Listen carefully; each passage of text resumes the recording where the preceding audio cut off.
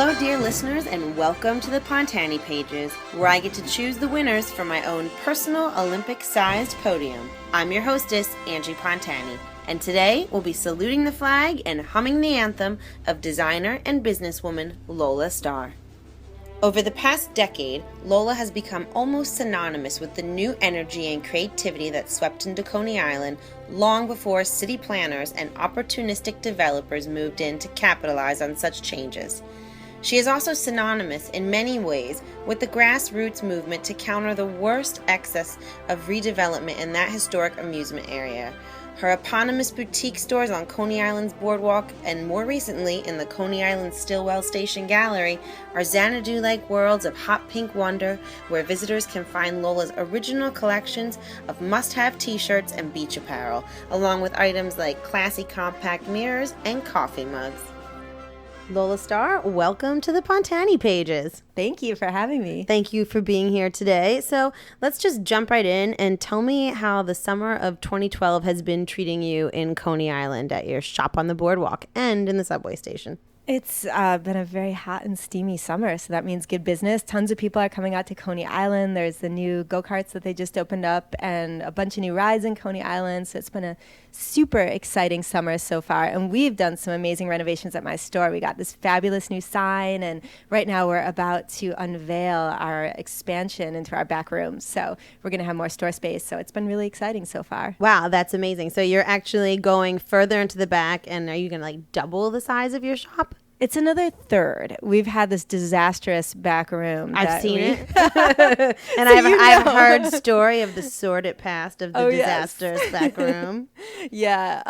So we cleared all that stuff out, and now we just like opened it up, and now it's going to be this fabulous new retail space. So we'll have a third more room for merchandise, which I kind of had to do because over the winter I designed 77 new T-shirt designs. That's kind of amazing. I know. It was super. And that's in addition to the tons that you already have that are just classics. Yeah, I was just super inspired this winter because I've had a year-to-year lease for the 12 years that I've been in Coney Island, and I finally signed an 8-year lease to stay in Coney Island. So it's like I could really invest myself in it and pour myself and my creativity into it finally. Totally, because you know you're going to be there. Yep, so 77. Tell us about the new sign, because I've seen it on Facebook and it's totally amazing. Yeah, it is. It's really spectacular. I had it custom made, and it has pink neon letters that spell out Lola Star, and then it's surrounded by glittering clouds of circus lights that sort of like the lights move through.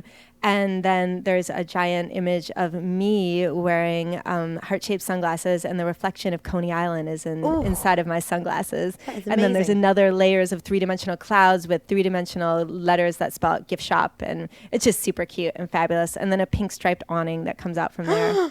Oh my God. That's amazing. It is. So clearly you designed this. This couldn't have come from anybody else's glitter encrusted mind. Exactly. It was my fantasy. And it's really gorgeous. I saw somewhere on the internet that someone was saying that light up signs are the new thing that's like sweeping the boardwalk in Coney Island. So it's probably another Coney Island trend that you started. I'd like to think so. Seriously, because I think I was the first one to put up my sign, and I think everyone was like, oh no, we've got to step it up to Lola Star. Kind of set the mark. So. Yeah, you're raising the bar in Coney Island. Definitely. So clearly, like obviously getting this lease extension must be an amazing lift of a burden off your shoulders. You know you're going to be there. You can put more into the store and just kind of rest easy when you haven't been able to rest easy there for since the beginning of time. Yeah, it's really amazing. Seriously, I mean, as you know, it's been like a roller coaster ride since I opened my store, and I was just never sure what my future was going to be in Coney Island.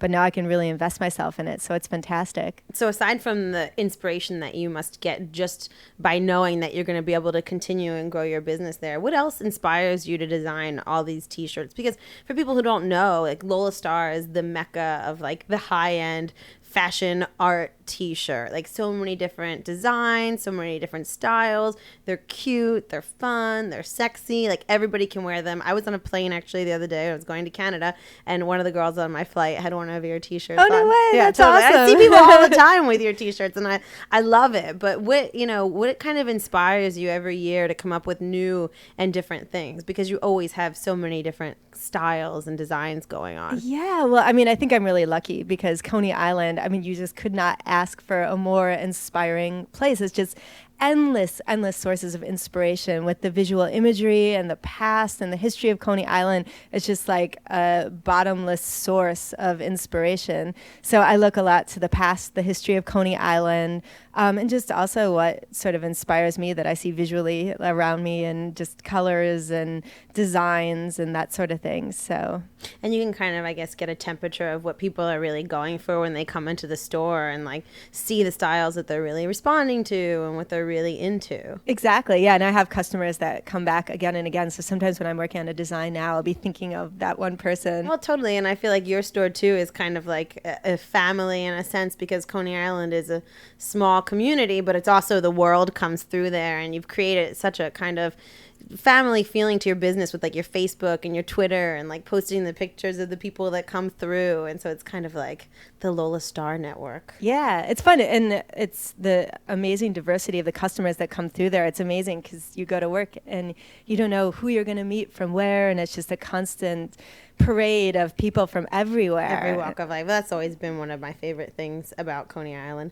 So let's talk a little bit about all the conflict and the change that's been happening in Coney Island. So I think it really kind of made its way to the public eye in what, 2007, 2008? Yeah, I think it was earlier. Like I'd say 2006. Okay. So basically there was this big conflict that came in, big development was coming in. They wanted to kind of swoop down and change the face of Coney Island as we, the people, know it, as a place that's for everyone to come and have fun and enjoy, and do some rezoning that would endanger the amusement district, and rezoning that would enable high rises to be built close to the water, blocking the views and blocking the pathways. And a lot has changed since then and gone up and down and to the left and to the right. But can you get us up to speed on where we are a little bit with that, because you were a huge fundamental part of kind of getting everyone to come together and stand against these proposed changes, and really let the community's voice be heard in a way that the politicians, I think, did listen. And I mean, clearly you just got your 8-year lease, so. Yeah, I mean, I think they did, and there's good things and bad things about the rezoning, and they did decide to preserve the stretch of land along the boardwalk, and where Astroland used to be, the city bought that land from the developer, and they decided to declare it parkland. And now the city has leased it to a company called Zamperla, who's opened up the new Luna Park and the Scream Zone, and they've brought a lot of really exciting attractions to Coney Island. So yeah, it's definitely been good. And as far as the area that's zoned for high rises, I guess nobody's really building high rises right now, so nothing like that has happened yet. And we'll see if it does. I mean, hopefully things will change by the time they're ready to build those high rises. And a lot of the places on the boardwalk, like Ruby's Bar and Grill and Paul's Daughter and your store, were given the opportunity to get these leases that would enable you guys to stay put as well, which also I think retains a lot of the authentic feeling of Coney Island. So it's not this kind of strip mall vibe going on. You still have the blood of the people that make it so cool and so New York and so awesome. Exactly. Yeah, it's great that Ruby's is still there, and Paul's Daughter, and there's, they've definitely cleaned it up, and it definitely looks, I think nicer and more spectacular with everyone's new signs. And so I think they did a good job trying to bring new life to Coney Island. No, that's fantastic, and it's great. I remember, it was sign making parties and rallies on the boardwalk and marching around City Hall in a mermaid tail and, doing all that stuff. So it's so nice to years later see that a positive result was yielded from that. Yeah, and you were a really big part of it too, all of your contributions. That was fun. Your delivery to Amanda Burden. Oh my God, I'll never forget that. That was the best. That was so dressed funny. up as mermaids and a Miss Cyclone and a bunny rabbit playing the guitar, breaking into a government building. I don't know how that happened. You guys got so far, you got all the way to her door. I've always just felt a little bit guilty because I'm fairly confident that security guard probably lost her job. I don't know how she let us in. It was so crazy, but that was very fun, and you can see that video on YouTube. Exactly, watch it. It's hilarious. But it's true, and I think it did have an effect. And everybody worked so hard from Save Coney Island, and I think when you make enough noise, they have to listen and contemplate what you're saying, and do the best that is the best for the people. as much as you can. And I think maybe we didn't get everything we were asking for, but we did really make a positive change. And we were sort of that presence and that force that helped things to go in the right direction. Well, it was fun. It really sparked my interest in politics. I know. I still think you should run for office, Angie. Who wouldn't vote for Angie Pontani? I mean, I know a couple people who might not vote I for would me. totally. I'd design your campaign T-shirts. Thank you. That's going to be my next project. I think you should do it. One day I will run for office. So one of the new issues that's going on in Coney Island is they have been replacing stretches of the old boardwalk with a new boardwalk that actually has concrete underneath it. And then is it real wood on top of it or is it fake wood? Well, right now they redid the boardwalk because it was in just tremendous disrepair. It took forever for them to redo, and they redid it. But they put a concrete surface under the wood. So now there's no place for the rainwater to go when it rains, so the wood is rotting already. So now they're saying, okay, then forget about it. Forget about this wood boardwalk. We're just going to put concrete in. So it's been this big controversy, and a lot of people are fighting to try to save this historic aspect of Coney Island, the boardwalk. So I think they're starting with putting the concrete down in other areas that aren't in the main amusement area in Coney Island, but then there's talk that maybe eventually that area will be concrete as well. Yeah, concrete doesn't really seem to make much sense. I mean, the boardwalk is a very nostalgic part of the feeling of being in any of these seaside amusement park places like Wildwood and so many spots in New Jersey, and in Coney Island should definitely not be concrete. Absolutely, and there's definitely a way to maintain it and be able to do it. It's not going to rot. It's not brain surgery. It's not like reinventing the wheel. We're not trying to make a new kind of boardwalk. So let's go back in time. You're originally from Detroit, Michigan.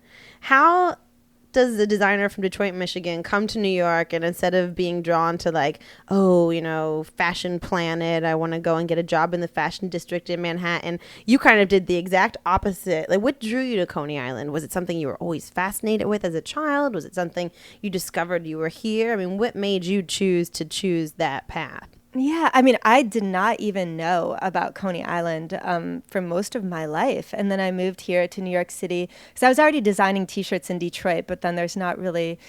I don't know. Detroit, it's kind of just limited. So I moved here to New York and I started doing the whole fashion thing. But then I discovered Coney Island. And up until that point, I thought Coney Islands were just a Greek restaurant. In Detroit and Michigan, Greek restaurants are called Coney Islands. I saw that when I was in Detroit and I was very confused. Weird? I was like, why are all these restaurants called Coney Island? Yeah. Everywhere you look, there's signs that say Coney Island, but they're not. So I kind of just thought that's what it was. And then I heard this rumor of this place, Coney Island. But it's funny because all day long I talk to people who have such rich histories in Coney Island. Their families went there, they grew up there, but I really didn't even know about Coney Island until my mid-20s. And then I went there, and I distinctly remember the first day I went there, and I just fell in love with it, and I just knew that's where I wanted to spend the rest of my life. I just found my place. So I would always go there and look for a place where I could get a cute Coney Island T-shirt. And at that point in time, there really was nothing. There wasn't anywhere selling cute Coney Island T-shirts. So I was designing T-shirts and I saw an opportunity. So I, on a wintry March day, convinced some friends to go out there and find a storefront with me. And they sort of laughed at me and thought it was no way, you're not going to go out to Coney Island and find a storefront. But we were walking on the boardwalk and I saw this little sliver of a store, and above it was a sign that says, "For information, call," and then the telephone number. So the next day I called the number, and it was this guy, Bart Raffaelli, and he was a character. Anyway, I rented the space from him, and the rest is history, and here I am. And I remember because, what year was that? 2001. 2001. I remember in the early 2000s, you had sent me an email before we ever met, and you were like, would you want to sell some of your kooky hats? Because I used to make these kooky headdresses. Yeah, I remember that. Would you want to sell some of these out in Coney Island? And I was like, what? Who is this girl? But I was so excited, So now I just totally remember that. And I remember coming out and meeting you, and you had these beautiful long mannequin heads, and we mounted the hats on the heads, and you put them up on the top shelf of the store. That's right. Mm-hmm. I remember seeing your headdresses online and emailing you and having you come down. It was awesome. That was so great. And so now you've got the store on the boardwalk as well as the store in the subway station. Exactly. Yeah. So there's 2 Lola Star locations. Any plans plans for expansion? Or are you expanded enough right now? No, absolutely. I have a lot of plans for expanding and possibly doing some other cities, or just lots of dreams about where to grow my Lola Star world from here.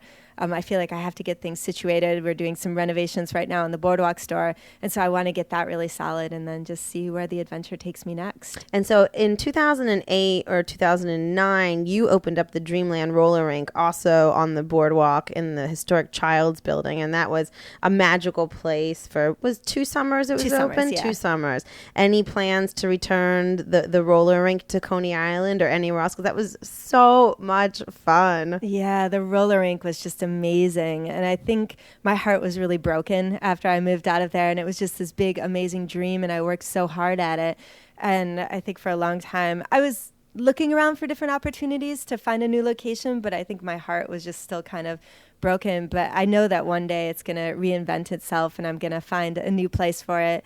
I don't know if it's going to be in the too near future, but I definitely feel like now I'm at that point where I can really start looking and planning. And the next time I do it, I want it to be done right. And I want to really have the time and the money to really invest and do it the right way. Because when we had it in the Childs building, it was a little bit of a, we had to set it up really quickly. And it just, I learned a lot from that experience. So the next time I do it, I definitely want to do things a little differently. Well, it was really a fun spot. I enjoyed those summers going out there and roller skating on the boardwalk, seeing the ocean out there. Yeah. I had my birthday party that there. Was so fun. That was great. Fun. So, Lola, you once said that Coney Island is haunted by the ghosts of past eras. So now you've been here long enough to live through some eras now gone, even if it's recent history and not something that goes back 50 or 100 years.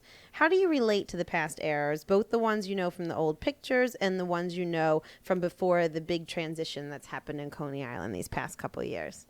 Wow. Well, I'm really excited about the future in Coney Island, but it's definitely changed a lot, and I think about just some of the really amazing people that I've met in my years there that are no longer there. And they're definitely, I miss them and their presence in the boardwalk, but their spirit is definitely felt. Like, I just feel like Coney Island is one of those places where the people that contribute to its magic, like somehow, like there's this aura of magic that's still there. So I think those people's presence is still there, but it's definitely, it's changing. And there's definitely a different vibe on the boardwalk. And just in my brief time there, I've definitely seen that transform a lot. So but I'm also really excited about the future and all the new people that are coming in. And hopefully there's going to be new, crazy, magical visionaries that are going to come and make their dreams a reality on the boardwalk and in Coney Island. Oh, absolutely. I agree with you. And I feel the same way. When I go down there now, it's different for me, but still amazing. And I just chalk it up a lot of, like, it's just the passing of time and things change. And it's so nice to have so many wonderful memories and so many places where I can still go and still feel that magic, like your store, Ruby's, or the Sideshow. It's a wonderful place to have so many memories and make new ones. Yeah, definitely. And it's great that now, hopefully, this revitalization of Coney Island will make more opportunities for more small businesses to open up. Whereas I think before, like when I opened up my store there, it was hard for a small business to come in. So that's one of the things that I think is really important now as far as the redevelopment of Coney Island, is making sure that it's a place that small businesses can come and actualize their dreams. And I think that we should have some sort of chambers of commerce or some sort of a structure that helps small businesses and encourages them to come to Coney Island and start their businesses there. Because that's what Coney Island's always been. It's been built by entrepreneurs, like people with a vision and people with the courage to make their crazy dreams a reality. So I think that Coney Island should always be a place for that.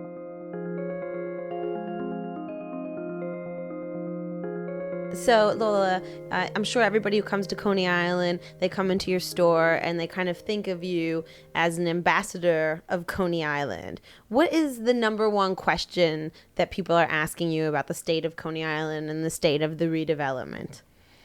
Well, I think people are really confused. I mean, the last 6 or so years, first everyone heard that Coney Island was closing, and that's a big misconception because Coney Island never closed. Coney Island is made up of a lot of smaller businesses, and Astroland was one of the bigger businesses, and they did close, but there was still a lot of other activity going on in Coney Island during that time. And then the city purchased the land after the rezoning was passed, and then more businesses opened up, Luna Park and the Scream Zone. So a lot of people perceive this as the new Coney Island, and there's this misconception that the old Coney Island closed, and now this is the new Coney Island, which is true. There's a lot of new things in Coney Island, but there's also a lot of older businesses that have been there forever, like Ruby's and Paul's Daughter, and the Sideshow's been there for a long time. So I think there's just a lot of confusion about what's happened over the last 6 or so years. And if you need clarity about that, you can watch the amazing documentary Last Summer in Coney Island. I mean, that definitely gives, we sell the DVD in my store, and that definitely gives an overview of what's happened over the last 6 years in Coney Island and just all the changes that have taken place. Because I think it's been confusing what people have read in the newspaper and just where it's at now. Sure, absolutely. The press kind of made you believe a few years ago that Coney Island was a dust ball, and now it's kind of swinging in the other direction, that you feel like you're going to walk into this whole new world. But in reality, it's a mixture of old Coney Island and new Coney Island. Absolutely. So, well, thank you so much for being here today, Lola. We really appreciate you coming onto the Pontani Pages, and Yay. We will see you on the boardwalk. It was my pleasure. See you on the boardwalk. See you there.